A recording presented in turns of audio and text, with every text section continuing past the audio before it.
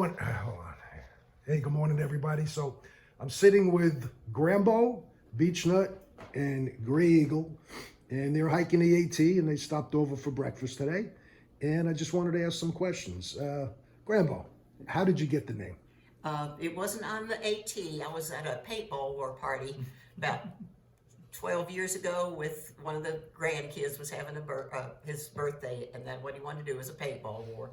And I had some hat and bandana on like Rambo, and the kids said that I was trying to act like Rambo, and one of them lives with me said, but she's old, so I became Granbo. That's great.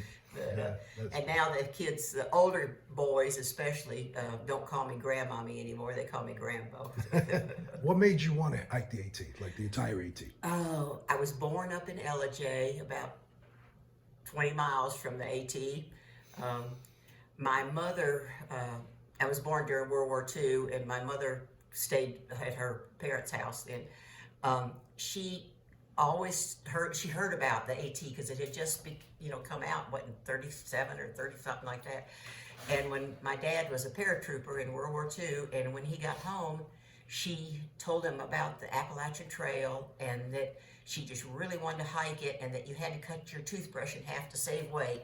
That's all I can remember her talking about. So I think it was just ever since I was little, she always talked about the AT, and I never got to do it. My dad at that time said, I'm not hiking anywhere, but later became a hiker, and she developed anyways. That's developed amazing. arthritis. So. May I ask you how old you are? I am 80 years old. Wow.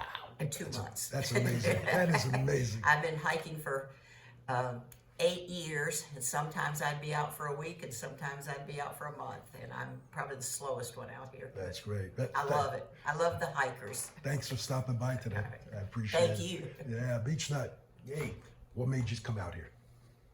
Well, my father was a pastor all my life, and he was my scoutmaster, and I did my first 50-mile hike when I was 10 years old down the Skyline, part of the Appalachian Trail. And we've hiked up in Maine, New Hampshire, Vermont, parts of Pennsylvania. We always hiking, always backpacking, always had a 55-pound backpack, and my father was inducted into the Order of the Arrow, which is Boy Scouts. And back then, when you got inducted, they gave you a name. Now it was an Indian name, but he was translated to leading beech as a beech tree. Okay, right. So he was the leader of the beech trees. So every time one of us sons were inducted into the Order of the Arrow, we got a beech name. So I was Helpful Beech because I was always helping everybody. I had a brother that was pretty stubborn, and he was Persistent Beech. And then I had another brother too, and he was a beech also. So it seemed fitting when I was with one of my vigil brothers, trying to figure out what my trail name would be, and he said, "Well, Beechnut." So that's how I came up with that. And when my dad passed away in 2006, I was inducted into the vigil. I was got the vigil honor in Order of the Arrow, and when I went out for my vigil hike that night, his best friend, which was because he had passed away, his best friend Nelson Dobler was also a vigil, so he took me as a guide for that, and that's where I put some of his ashes into my vigil fire, and I took him back out that night, put him in the camp ash fire, and took them out in the morning. And my friend that hikes with me a lot went to World Jamboree, so he took the ashes over there, put them in the fire, and then brought some back. And when I took them out to Philmont, New Mexico, and in 2022, when I went out to Philmont, that was 45 years or something like that after my dad had. We were at the last in 74. And we actually did the same hike that he had done and I had done in 1974. Wow. So I had left a cross that I had been wearing ever since he passed away, I left out there under a rock. Don't tell anybody. That's kind of the story. So I just wanted to hike the whole trail and spread his ashes occasionally the through trail. every state. Yeah. And you know, That's it'll great. happen sometime. That's great. That's great. Thanks for stopping by. Grey Eagle. Yes, okay. sir. How long you been hiking? I've been hiking, well, since Scouts, actually. Okay. It's interesting what Beechnut just said, because there's actually a lot of similarity. I was in scouting for quite a few years, all the years possible, and even as an adult, I was a junior assistant scoutmaster and all that. Had hiked at Philmont. It's probably where I really got my love Boy of hiking. Scouts, yeah. We did like a 70, which seems really short now, but back then 70 miles seemed like forever. Right.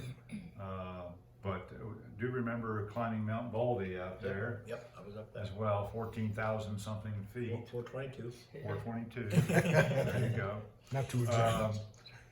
And then I got into the adult world and wasn't able to do anything for a long time.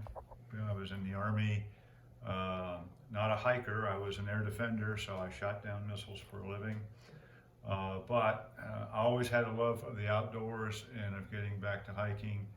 And so I sort of promised myself once I retired, that I'd come hike the Appalachian Trail. And that's what you're doing. Because it's hard, it's unique, it's iconic, it's something that I could use with my grandchildren to motivate them so that you can do anything you set your mind to. Right. And so I started in 2021 intending to be a through hiker, and we had a family emergency come up after about 350 miles, so went back home to take care of that.